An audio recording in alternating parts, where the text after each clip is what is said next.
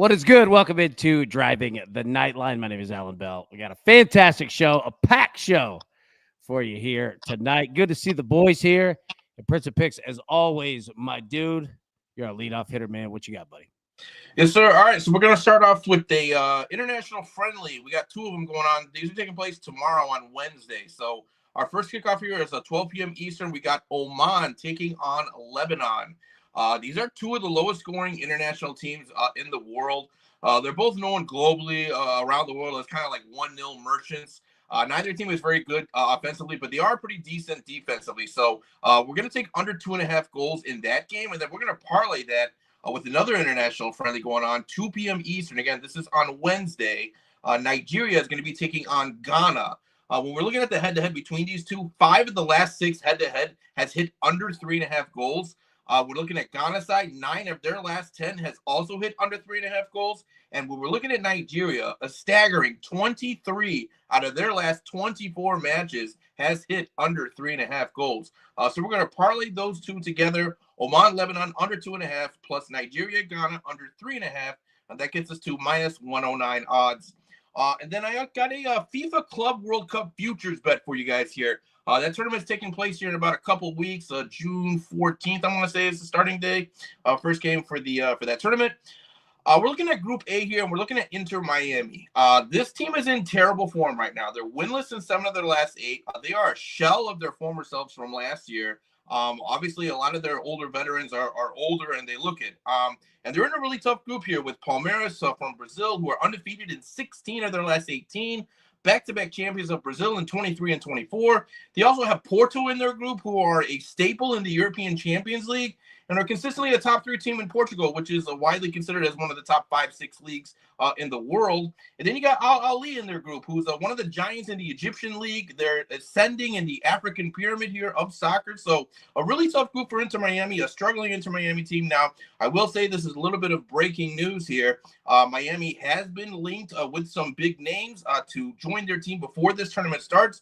One of those names has been Cristiano Ronaldo. He has been linked with Miami. They do have the cap space to sign him. So interesting to see if that happens or not. But in any case, I think they're more than just one aging veteran away from being a good team here. They got a lot of holes on this team. So getting them, I'm going to take them to get eliminated in the group, which means basically there's 4 teams in the group. They're going to finish either 3rd or 4th in that group. You get that at minus 125. I think this team is just not a very good team, and they're in a really tough group. So I'm going to go ahead and jump on that right away. I like that Inter Miami has just basically become the Yankees. Yeah, like they're just out here just signing whoever the hell they want. Yeah. They're just grasping at straws right now, just trying to find something to give it a spark to this team. This team is just they just look really old, honestly, and they just have a lot of holes on the team, and that's a tough ass group. So even last year, they would come out in the first half without Messi, and they would just bomb. And then second half, Messi comes in, 2-3 quick passes, and bam, all of a sudden they're in contention. But this team does not have a solid depth at all. No, and problem for Messi, just real quick, I know we got a lot of picks, but problem for Messi is he doesn't have anybody offensively. Last year, they got another guy, Luis Suarez. He's a big name in international soccer, but maybe not so much a mainstream name. He had a great season last year. This season, he just looks like a completely washed player. And so he's not really producing. They don't have anybody offensively who's producing. So Messi's more of a guy who sets up guys. He's not so much of a goal scoring prowess as maybe other players are. So I think that's affecting his game a lot. But yeah, Miami just a shell of them for themselves, and I think the books are kind of overrating them based on name recognition here. I don't think they're as good as getting minus 125 for them to be eliminated. That's pretty damn good odds to me. Well, I'll tell you who has been good in the state of Florida. That's the Tampa Bay Rays, all right? Now, they're playing in a minor league park, but the boys have been on fire. We're going to go north, all right, from Miami, Hollandale, Fort Lauderdale, all of it. We're going to go straight up to Clearwater with the Rays team total over 3.5, minus 120.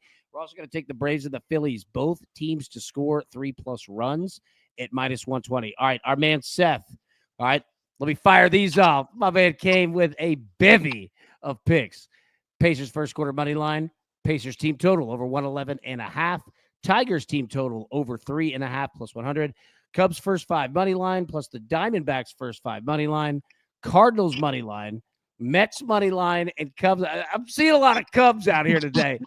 The MLB hits parlay plus 250 Jose Ramirez to get a hit, Aaron Judge to get a hit, Kyle Tucker to get a hit, the Kettle Marte to get a hit.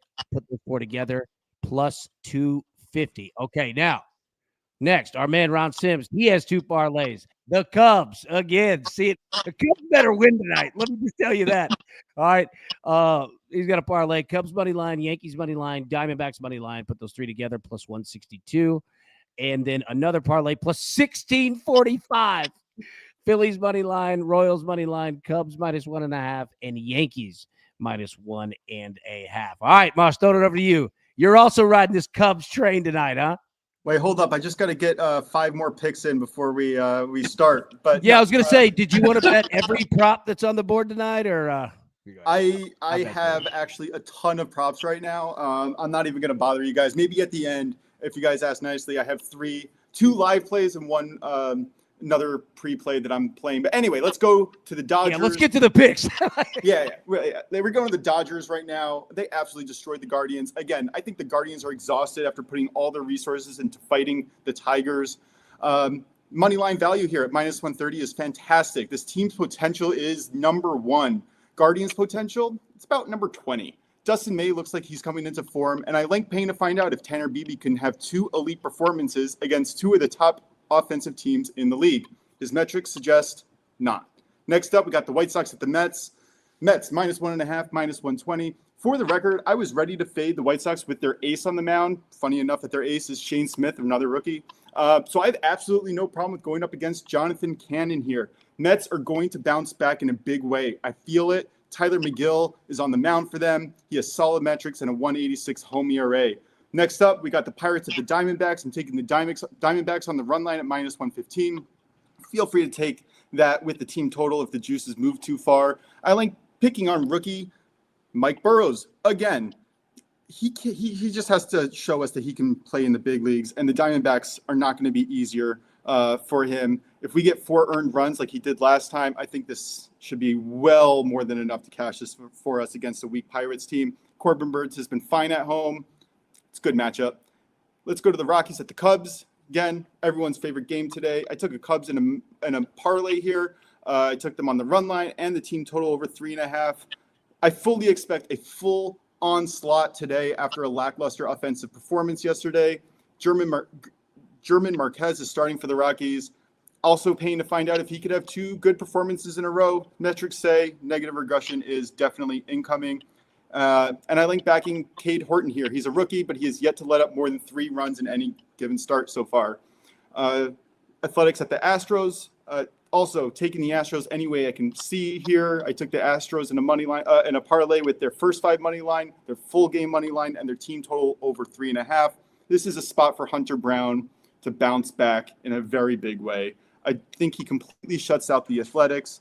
He has elite metrics. He has an under 1 home ERA.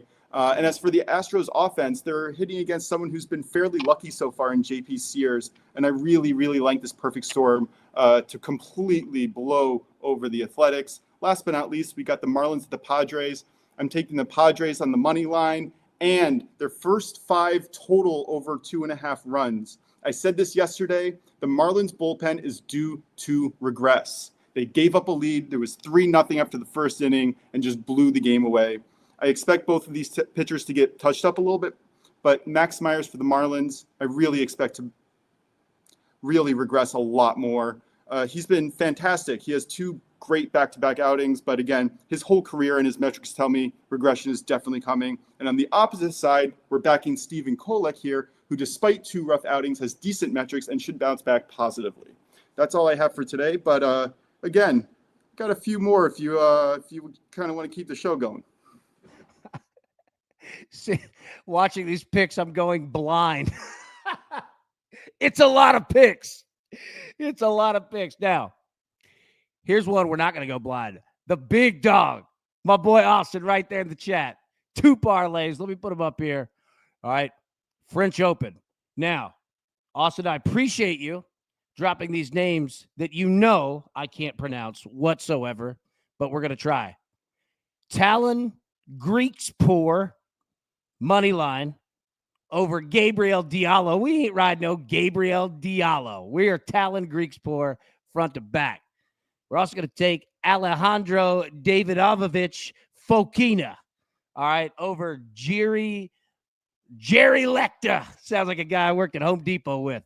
All right, put those two together, plus 184. Second parlay here, plus 260. We're going to take Philip, the Music Man Misalik, over Dennis Shapovalov. Yep, I don't think I got that one right at all. And we're going to pair that with Miramar, Florida, Miramir Kecmanovic. All right, over Quentin Halleys. Quentin keeping it easy on us. There we go. Austin, great job, man. Those two parlays right there. Michael Knox. I posted a lotto in the Discord. Michael, that's good. It said you're going to need Rosetta Stone. Hey, I'm just going to have Siri read these off. Austin, hey, you did great, brother. Hey, great job, man. Love these two parlays. I'm getting in on these right here after the Jason said, mirror on the wall. AB can't pronounce it all. At all. I just want to say that was a phenomenal experience just to watch. The tennis, reading the names. Yeah. Oh my God. Itch in parlay. That reminds me, I was a big Simpsons fan, and when they went to Itchy and Scratchy Land, and it showed like 9 million cars parked in the lot, they're like, "Hey kids, remember we parked in the Itchy parking lot." It's like, okay. And then By the way, all-time favorite show. Sorry. Oh yeah, dude, they're in the gift shop. And Bart couldn't find the license plate. All they had was Bort. That's one of the best episodes all time. Dude, the last one they arrested Bart for slingshotting a robot.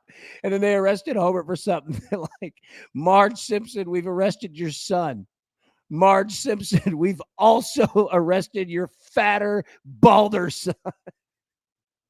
Sorry, I'm delirious. That's one of the best episodes of all time. All right. Yeah. Okay. So let's take a look at these one more time. Okay. Big Ron Sims, my man, got two parlays there. Stern, you got 3 plays, 3 parlays. I love it. Big Seth, all over the Pacers tonight, baby. All over Indiana. I love it. Nice hits parlay there at the bottom. And Prince of Picks. All right. So we're going Inter Miami eliminated in the group. All right. And then those two together. Oman, Lebanon, under 2.5. Nigeria, Ghana, under 3.5. I can read those. There we go. I like it. Great job, guys. I was just messing with you on a lot of picks. I like it. It's fun. Any final thoughts before we get out of here, Prince?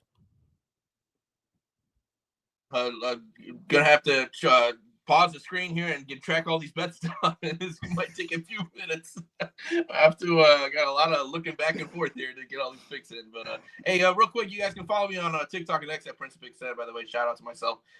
So if you guys want to follow me for more picks, I also cover the NBA. I'm covering the NBA playoffs. I'll come out with the pick for tonight here fairly shortly. I'll be posting that also in the Discord here too as well, DTL Discord, so you guys can find some place there as well. I love it, man. I love it. Mosh, any final thoughts, buddy? I'm going to give out 2 live plays on Twitter later today, but I like the Athletics Astros no-run first inning. I think you can still get it at -120, and it's a fantastic look. I just didn't want to double dip on a game officially. I like it. I like it. Z-Money says he's all over the Home Depot man play. All right. I'll tell you this. I did work at Home Depot through college, right? Absolutely loved it. Great company. They were fantastic to work for. Loved it. I drove a forklift and loaded, some call it concrete. I call it sackcrete. All right. And the funniest part was, it was for like a lot of like the pro customers, like real early in the morning. And there was always a measuring contest between dudes in F-150s that could not handle pallets of 60-pound, 80-pound, right? And they're like, yeah, just set it on. I'm like, this is going to destroy your suspension, right? Like, I've not taken any cause for this whatsoever. No, throw it on. This is an F-150. Okay. Oh man! All right, those are By the way, stands. real quick. I think we need a segment where we have you pronounce like the toughest names out there. Like somebody needs to send in pigs. Like I can tell you right now, there's some Turkish league teams that I can send in and have you try to pronounce some of those. Yeah, give me Cayenne Spore and Ustinzerpor and. Yes, Dude. man. So we need to start a segment with that, man. Just somebody send in AB some hard ass names to pronounce. Don't come on the show. Just have him read them off. Hey, I'll tell you what. I love that idea, and we can see how dumb I am. And that's why I drove a forklift in the South at Home Depot, because every name was Terry Ricky Jr., right? I could get that one down. I would just yell out, Ricky, where you got it? Where's your F-150? Right over here, Bob. If you're looking for your game show, that might be it. There you go. Oh, yeah. Yeah. Dude, hey, and I'll tell you this, too. If you ever work at a Home Depot or a Lowe's or anything like that, the job, it's segmented by areas, right? So I was in like lumber and building materials, right? Where you want to be is millworks, which is basically like custom doors, windows, okay? Or paint. You want to be in paint. Now, paint can get hooked into the outside garden sometimes. That one can get you, but it's paint, man. And you know what? It takes time to put the buckets together, right? You got to swirl it. You got to put it in the machine. Not your fault. There's a line loading. All right. It takes time, Bubba. Like there's nothing we can do. Lumber stinks because at night you got a flat stack. You guys ever flat stack lumber before? No. Yeah, you don't want to do it. It's not any fun. Not any fun. All right. That's Home Depot talk. All right. Forklifts are fun. Yeah, can I bring it back to The Simpsons? Favorite episode ever? Yeah. Homer Simpson versus New York City. I think it's in season 7 or 8. Oh, it is one of my all-time favorites. Essentially, I don't have to go through the whole thing, but his car gets lost in New York and he has to go retrieve it. He's driving. He's like driving around the whole city with the boot on the car, right? Because he tried to.